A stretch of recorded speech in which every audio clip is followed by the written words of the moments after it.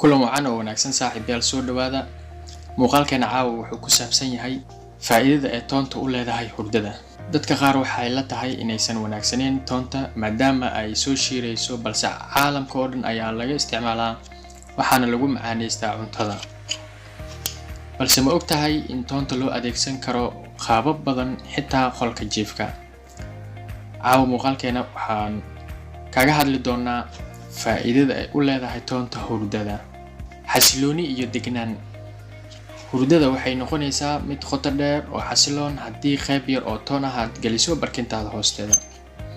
Waxaa suuragal ah inay la yaab kula noqoto, balse maadada sulfurose ee toonta ku jirta iyo shiirka ka soo baxaya marka ay isku darsamaan waxay leeyihiin saameyn xasilooni ah. Shiirka toonta wuxuu soo gaarayaa barkinta si aayar ah, wuxuuna fududeynayaa in si degan oo aad u hurdo.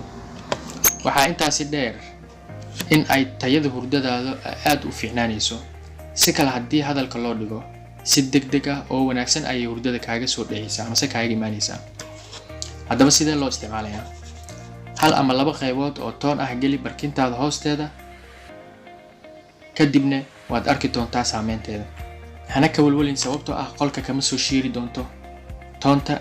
Kadib marka aad soo toosto adigana kama soo shiiri doonto. Waxaa laga yaabaa inaad ka walwalso sidee loo gelinayaa toon barkinta hoosteeda, qolka ama ay ka soo shiirtaa ama adiga ka soo shiirtaa markaad shaqada aadayso kale. May ha ka walwalin inay ka soo shiirto toonta ama qolka ay ka soo shiirto.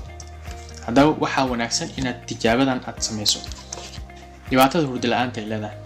Muddo qarniyo ah dadka ku kala nool daafaha caalamka waxay toonta u adeegsan jireen hurdada wanaagsan.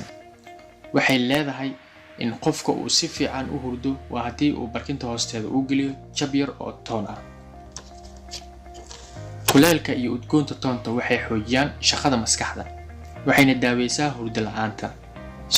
Sidoo kale cilmi baaris ayaa lagu ogaaday in qarowga iyo riyooyinka xun ay meesha ka saari doonto waa haddii aad jab yar oo toon aad soo qaadato kadibna aad gashato barkinta hoosteeda. Haddaba haddii ay hurdo la'aan ay ku dhibaataysay, daawada waxay ku taalaa jikada oo had ka walwalin. Sidoo kale toonta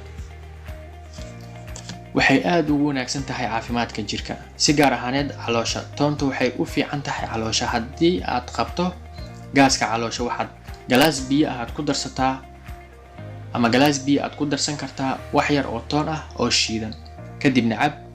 Dhadhanka iska caadi ayuu noqonayaa, kadibna seexo.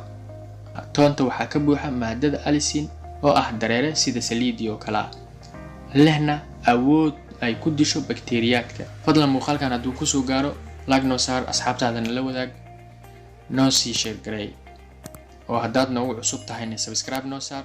aad baad u mahadsantahay.